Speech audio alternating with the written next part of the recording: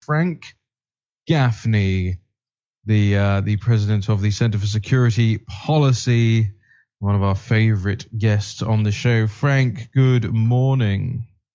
Good morning, Raheem. I'm with you on orange being the new black and all that. Let's bring it on.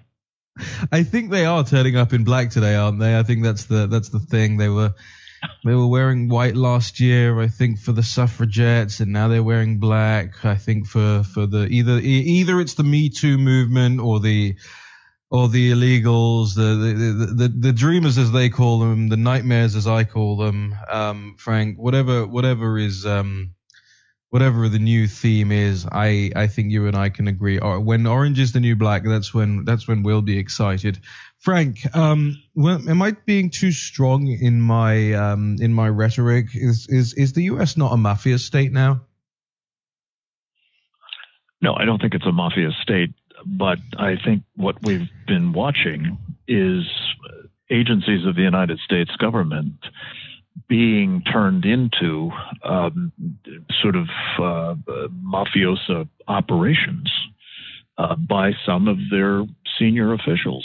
And that, over time can translate into the breakdown of the rule of law, the kind of confidence that the American people have to have in their government, the checks and balances, the sort of good governance that is supposedly the basic expectation of the American people in their republic. And all of that, I think, is in jeopardy. I wouldn't say we're quite over the side yet, but I do think it's time we have accountability. And I'm among those who's very excited to have this report come out, because I think it will be an opening into just that sort of accountability.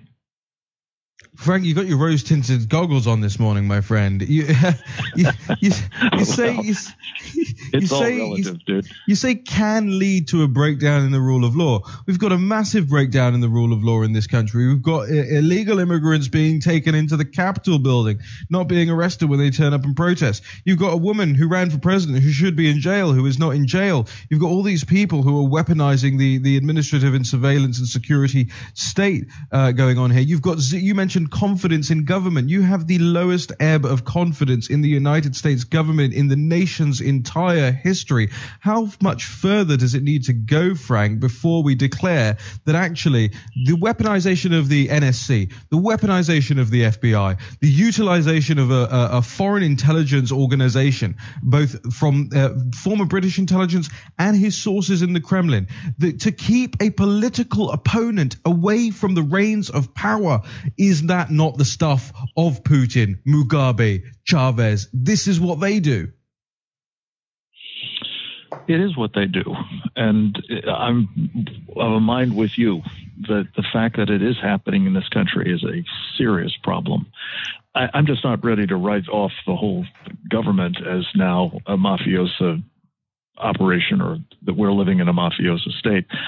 But look, the trends are the problem here, Raheem. And I think what you've just recounted there are very worrying indicators that we can slide into this condition if we're not careful. And it's one of the things that I value so much about our interactions and the work that you do at Breitbart more generally, that you're an anchor to windward, as they say, and trying to stop that from happening by, again, holding people accountable. And when they transgress in these ways, see what can be done to bring them down, bring them, to the court of justice, bring them out of government. I mean, I think yesterday the removal of Andrew McCabe from the FBI is a very positive sign that there's hope yet. Because why did you say removal? Example of this process. Why did you say removal there? We're being told he stepped down. Why do you use the word removal? Because there is gray area here, and a lot of this gray area will result in whether or not this guy gets his gold-plated pension. They say he's going to stay on staff until the end of March so that he can collect his pension afterwards. Frank, was he removed or did he step down? Well, frankly, I understand that he was seen leaving his job after meeting with the director. And I have the feeling that the fact that the director read the memo shortly before that conversation means that he was actually terminated. Now, he's on, vacation time at this gardening point. leave. Maybe they'll run out the clock that way to get him his pension. But look, the man should have been removed for cause at the very beginning of this administration, if not before. And the fact that he may well, I read, pull in over $1 million in pension is staggering. But I'm just glad to see his departure. I have to say that. I think that's an important sign, not least for the Bureau, which has been profoundly ill-served by him and his coterie. And by the way, I think there are other people in that senior management of the Bureau that are going to have to go as well. It's past time there was a house cleaning, so that the people who are doing their jobs, the patriots in that organization, I think there are many of them, the vast majority of them, are able once again to live up to what we expect of them in the service of our country and the national security and public safety. So you don't think the FBI is now beyond reproach? You think it can be saved, and it can be saved relatively easily if you replace sort of the upper echelon of it. I'm getting to the point where I think the FBI is not fit for purpose, Frank. Am I going too far? I think so, Raheem. But we'll see. It has to be depoliticized. That's the key piece of this. It was weaponized. I think that's not too strong a term, as you said earlier. I think it has been abused, and along with it, the people who are the guys doing the jobs day in and day out. And I think the fact that these folks like McCabe and like Strzok and like Page and for that matter Comey and yes, Bob Mueller as well, engaged in the politicization of that department with impunity, were never held to account, I think has been terribly demoralizing for the people of the Bureau. But I think they will respond to new leadership once that kind of accountability is, in fact, practiced. Now, just between you and I, Frank, what is the gossip you're hearing about this memo? Because it still hasn't been released. It's due to be released. We hope it will get released. We hope the White House approves its release. They hope the White House doesn't listen to McMaster on this and the DOJ and squash this memo. What do we know about this? What are you hearing about town? Because we've heard now for a week that this is absolutely explosive. The deputy director of the FBI has not resigned, but been resigned as a result of it. What do we think? Because I was talking to Tom Fitton over at Judicial Watch earlier on in the show, and a lot of comparisons made with Watergate. Is this bigger than Watergate? So on and so forth. But there have been a bunch of things that I would say are bigger than Watergate in America's recent history that have basically amounted to nothing in the end. We've just had to take it on the chin. The IRS scandal, the Benghazi stuff, the Fast and Furious stuff. I think all major national scandals. And then remember, we were told, Frank, that Obama was a scandal-free president. Oh, yes. Look, just between us. Yeah, just between us.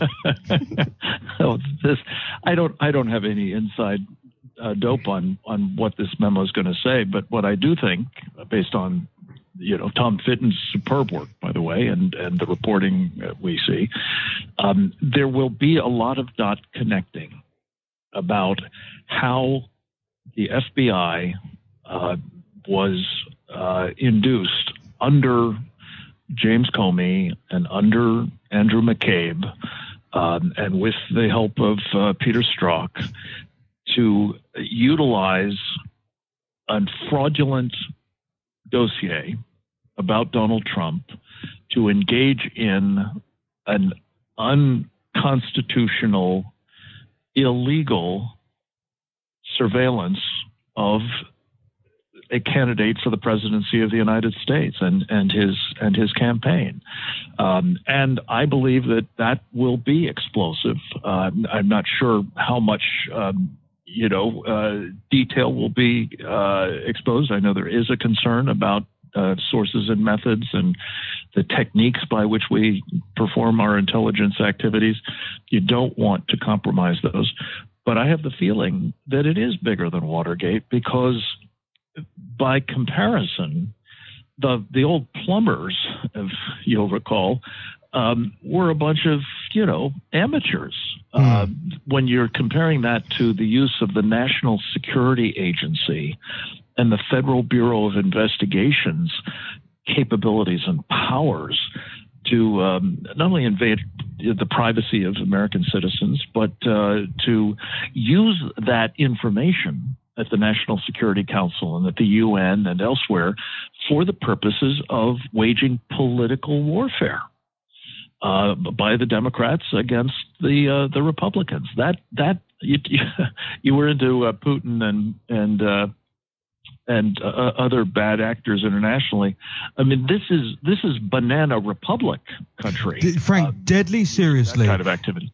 Deadly seriously, if this was going on in an African country, in an Eastern European country, in a Middle Eastern country, in an Asian country, in a Latin American country, the United Nations, the world's organizations, the OECD, the IMF, the World Bank, Tony Blair, the David Camerons, these guys would be standing up. The Kofi Annans would be standing up, pointing fingers and going, this is a mafia state. The things they are doing. Look what happened in Poland when the government that won the last election decided that they were going to try and legally change the constitution, which they are completely within their rights to do.